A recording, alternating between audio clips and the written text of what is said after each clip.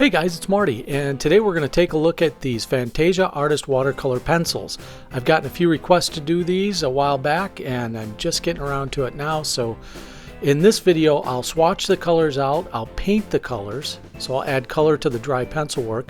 I'll do a demo painting, we'll check out the Fantasia website, and I want to tell you about a podcast I'm going to be on later on this week, and then I'd like to give an artist shout out. So stick around for the end for that, because you'll want to see that. All right, so here we go. These artist colored pencils from Fantasia come in a nice tin. Mine were shipped to me from a local company, but they were shrink wrapped really nice, so there's not going to be a lot of movement inside the tin of the pencils during shipping, which you want to make sure, because as all of you know, if you use colored pencils, sometimes the rattling around of the pencils can cause breakage of the cores, or leads as they're sometimes called. As soon as you open it up, you see that the shrink wrapping continues around the pencils, which are in a plastic slotted container that each of the pencils fits in. There's a little statement about the pencils and where they come from right here, and we'll go over some of those details in a minute. But I just wanted to kind of show you how the pencils come as you unbox them. Well, Fantasia watercolor pencils are made in Indonesia. We'll get to that in a second, but they're wax-based. The casings are from a special tree called the palai tree, and from sustainable forest. It's got a nice thick core. These are super inexpensive. They're widely available. There's no color name or chart available on the pencil or on the website, but here is where you're going to find Indonesia, where these pencils are made.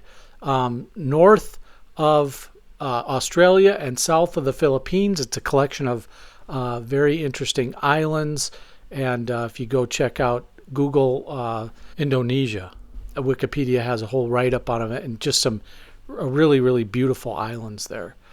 Well, the pencils are really nice. I just kind of wanted to show you a little close-up there. The wood, the casings on the pencil from the palai tree are going to be quite a bit whiter or lighter than you're used to seeing on traditional European or Western pencils. And these pencils are round, so they're not hexagonal like some of the higher-end watercolor pencils, so they will roll on a tilted work surface.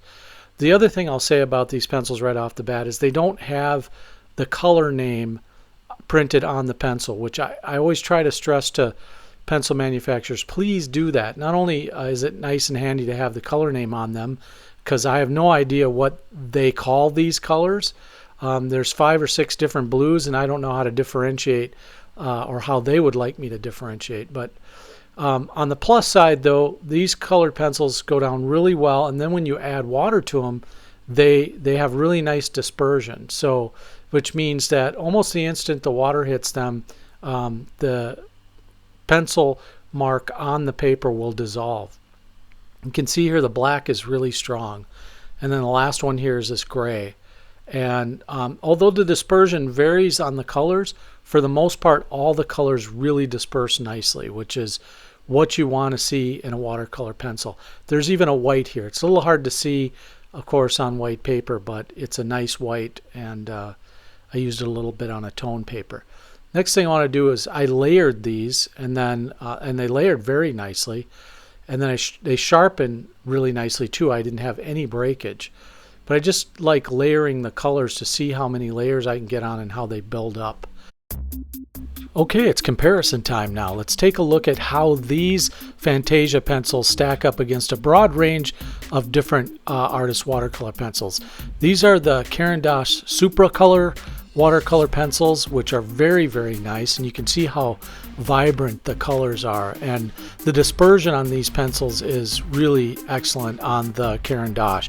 It's kind of a higher end artist grade watercolor pencil, not Caran d'Ache's highest end, but really a good ways up there, so it will put most other pencils to shame. Now here's the affordable Koh-i-Noor Mondeluz pencils, which I recommend as watercolor pencils, but you can see here that there's line remnants underneath here, and so the dispersion on the Koh-i-Noors for some colors isn't as good as, say, the color dispersion on the Fantasias. However, on the Mondalus, I think you get a better pigment, a deeper color. Now here's the Prismacolor watercolor pencils. Now Prismacolor claims these are sort of artist grade watercolor pencils, but I put them at middle student grade pencils, maybe at best, because both the dispersion and just the workability of these and the blending isn't really artist quality. I wouldn't even put them in the Fantasia category right now, and I'm sure that would disappoint some folks, but they're just not, Prismacolor just not my favorite pencils. They work okay, and they're okay for student grade, but just not my thing. Here's the Micador pencils, made in China, designed in Australia. My friends at Art and Frames sent these over to me to evaluate, and I did a video on them not long ago, but you can see they're pretty comparable. Again, dispersion on the Fantasia pencils really stands out. I like the mixing on the Micadors a little bit better, but the Fantasia dispersed, that's going to be the claim to fame for these pencils. They just really dissolve nicely. Here's a student grade Daler and Rowney watercolor pencil. I like the mixing on these as well, but the colors, there was good dispersion on these as well, but they're, the colors, you can see they're not as vibrant. Not quite as vibrant, or for some colors they're just equally as vibrant. And then let's take a look at the top of the top end of all watercolor pencils, in my opinion, which is the Caran d'Ache Museum Aquarelle. These are just fantastic watercolor pencils. Great dispersion, great color, great vibrancy, easy to layer, just pigment loaded, just superb pencils. Very good artist quality pencils. And so it's kind of an unfair comparison, but there it is. Yep. Now time to do a drawing and painting demo.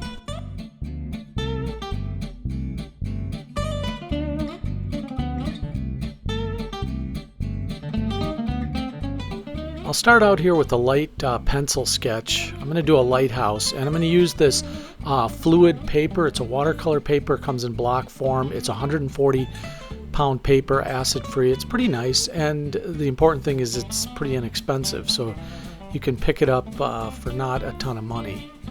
If I was going to do a serious drawing sketch with watercolor, I'd probably use my Stillman and Byrne sketchbook, which is just fantastic. I love using that.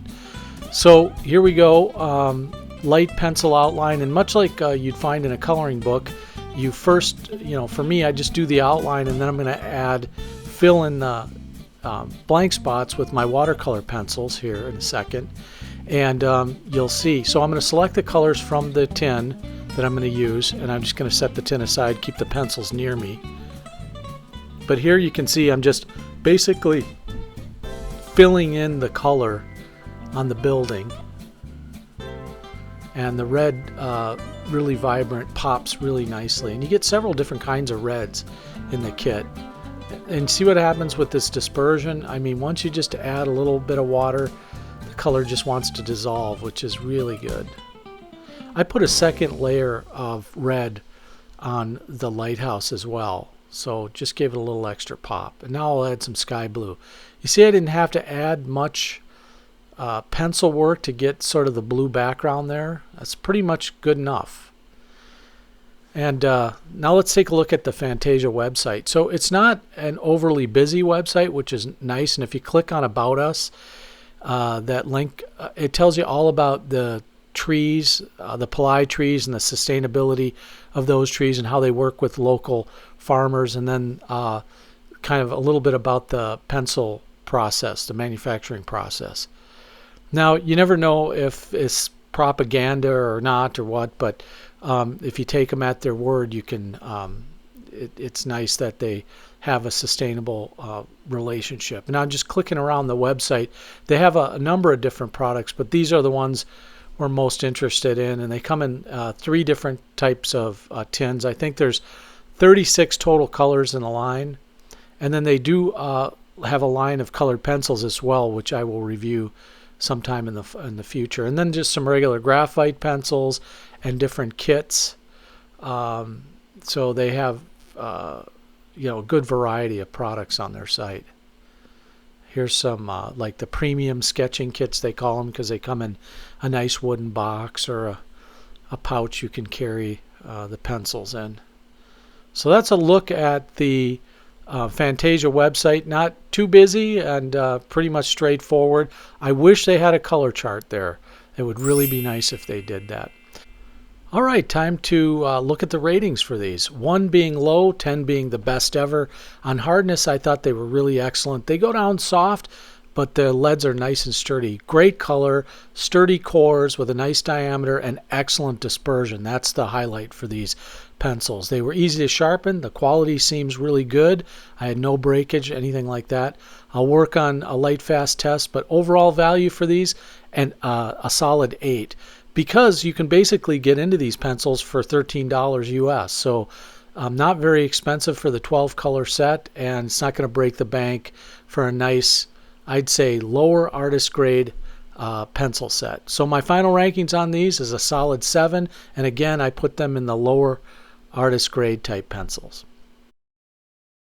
And here's something exciting. I have been asked to join the hosts over at Art Supply Podcast on Wednesday, September 14th.